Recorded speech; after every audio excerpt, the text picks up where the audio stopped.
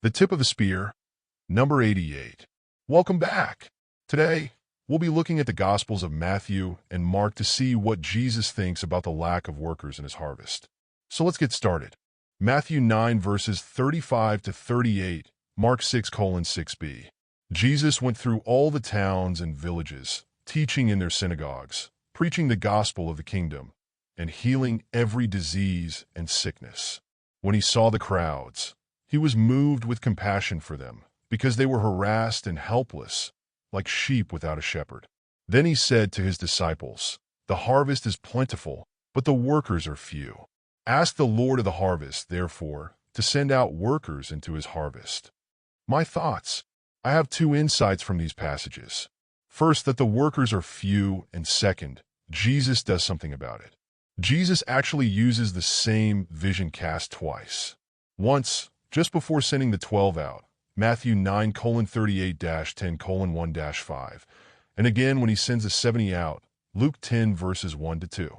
In other words, this was very important information to give to laborers before they were sent into the harvest. They needed to know that they were the few and the work ahead of them was beyond their capacity. And because the task was so daunting, they were to pray to the Lord of the harvest to send out more workers. And I'm willing to bet $10 and a donut that the 70 was a direct result of the 12's prayers and labor. The second insight has to do with Jesus practicing what he preaches. Notice Jesus gives the 12 and the 70 the exact same instructions as what he'd been modeling for 5 chapters in Matthew. Compare Matthew 4 verse 23 and 9:35. Jesus was going throughout all Galilee, teaching in their synagogues and proclaiming the gospel of the kingdom, and healing every kind of disease and every kind of sickness among the people. Matthew 4 verse 23. Jesus was going through all the cities and villages, teaching in their synagogues and proclaiming the gospel of the kingdom, and healing every kind of disease and every kind of sickness. Matthew 9 verse 35.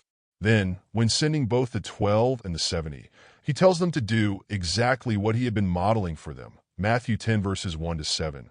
Luke 9 verses 1-2, Luke 10 verses 1-20. I think Jesus was so serious about the mission of a laborer. He gave them a living demonstration for what right looks like and then sent them out to do what he did. I would say that is the peak of intentionality and deserves a big fat exclamation mark at the end. Jesus is serious about sending laborers into the harvest. It's the tip of the spear. My story. Today, once again, Deb and I will be going back onto Fort Sam Houston to share the gospel with soldiers, sailors, and airmen. But today is going to be a little different. A sergeant reached out to me and would like to meet for some discipleship. I said, "Sure, meet us on Fort Sam and we'll share the gospel together." You might be saying to yourself, "Chuck, what are you doing? Are you trying to scare the guy off on your first meeting?" Yes, kind of. You see, I meet with a lot of people who want to go to church, read their Bible and pray, and even get together with a mentor once a week. But that's not the kind of person I'm looking for. I'm looking for men and women who want to get into the fight. When they hear Jesus say, "Follow me and I will make you fishers of men," they take on both challenges, to follow him and to fish for men. This is what Jesus was training the 12 and the 70 to do, so this is what I do. Jesus discipled his men in the harvest, so I train men and women in the harvest. I want to be like Jesus.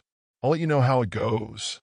The day after, while my young Army staff sergeant passed the test, he watched me share the gospel with 2 soldiers, and then we sat down next to 2 young sailors training to be corpsmen. I asked my friend, "Now, you want to share the gospel with these guys?" Without hesitation, he turned to the sailors and started sharing the gospel. Afterwards, he admitted that it had been a long time since he'd shared the gospel cold turkey. But here's the deal.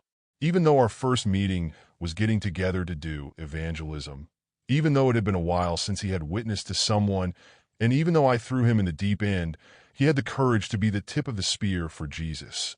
And he said to them, "Go into all the world and preach the gospel to all creation." Mark 16 verse 15. Our action plan.